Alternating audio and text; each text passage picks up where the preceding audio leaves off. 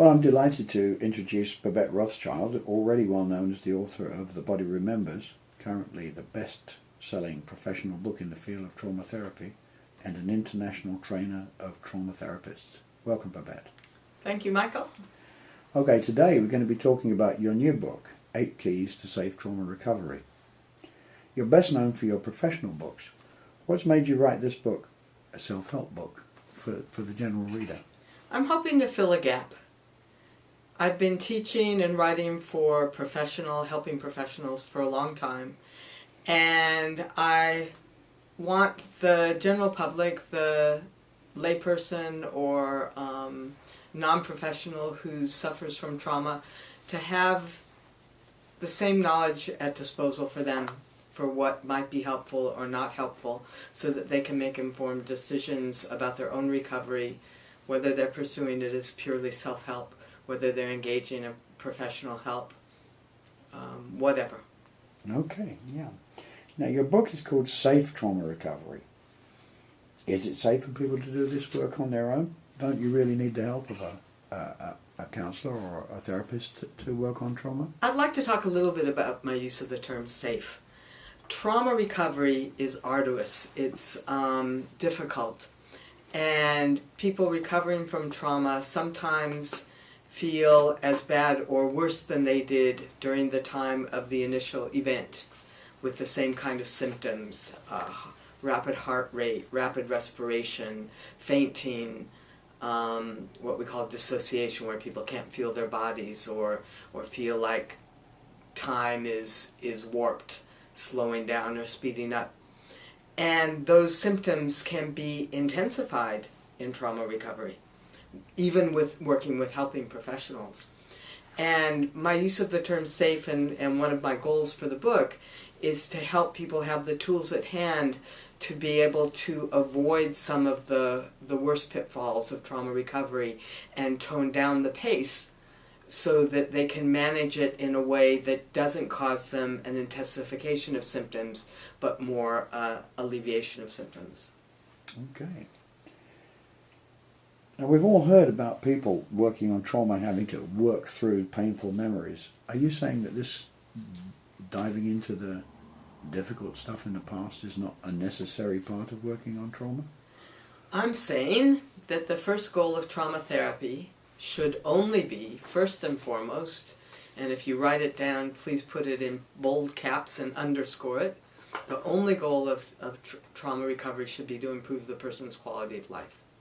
That's it. Now, sometimes processing trauma memories serves that goal and helps facilitate people to improve their quality of life. But unfortunately, sometimes processing trauma memories compromises a person's quality of life. They lose their coping mechanisms. They do what we call decompensate, which means they stop being able to cope with or compensate for what has happened to them. And in that case, working with trauma memories is not a good idea. And there's a second reason for not working with trauma memories at times, and that is if the person doesn't want to. There's no reason to go into that difficult, upsetting past unless the person who's suffering from trauma believes that it will actually help to improve their quality of life. And you don't think that's just people avoiding difficult things because they might be uncomfortable? Again, the first and only goal of trauma recovery should be to improve the person's quality of life. So if avoiding painful memories helps improve their quality of life, why not? As a matter of fact, if you think about, and I'll ask the people listening to the interview here, to think about people they know who've suffered trauma and who function relatively normally and have done so without going to therapy or even using self-help, how many of those people go over their memories again and again and again? Most people don't. It's something that we've developed in the trauma field for that small portion of people who have not recovered from trauma on their own. And but the natural path of recovery from trauma doesn't include the habit or the tradition of repeatedly revisiting memories. Okay. So I have to ask you this. Self-help. isn't that really a waste of time? Don't most people just get distracted or discouraged after they bought the book and give up? I have no idea where you would get that idea or those statistics. I think that people listening to this interview might even be offended by what you just said.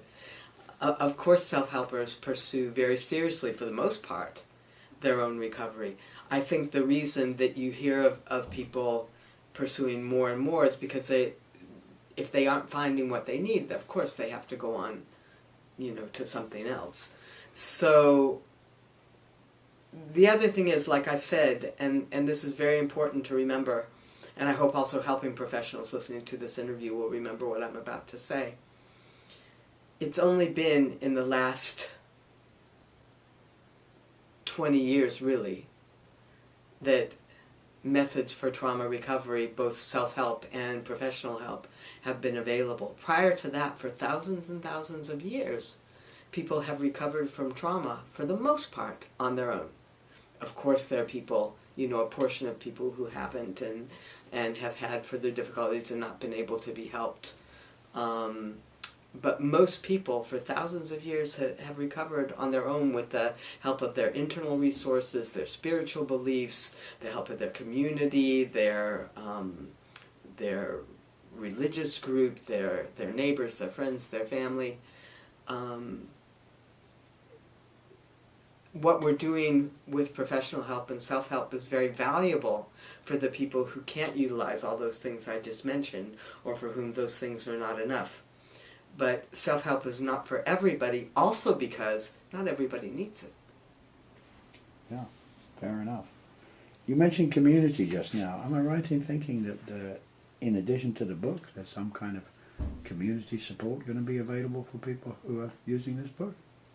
Well, as a matter of fact, we're putting together a website, www.safetraumarecovery.com, in the hopes that a community will develop. There'll be information on the website, including a free newsletter, access to forums, access to question and answer, and it's my hope that people who read the book, or at least a good portion of people who read the book, will be able to use the website as an adjunct. We'll have additional exercises, we'll have videos of exercises, more of these kind of interviews, and a real chance for people to interact with others who are pursuing their own recovery also. One of the hard statistics we do have in the trauma field is how important contact and support are in recovering from trauma, that people with PTSD, post-traumatic stress disorder, often become very isolated. And it's my hope that the website will be a contribution to contact and support for those people. Wow, thank you very much. So, it sounds like there's quite a lot of people who might well benefit from this book. This isn't the last of the interviews we're going to do, and in the next one I hope you're going to tell us something about the range of people who you think might benefit for this. But I'd be delighted to. But for now, thank you very much. Thank you.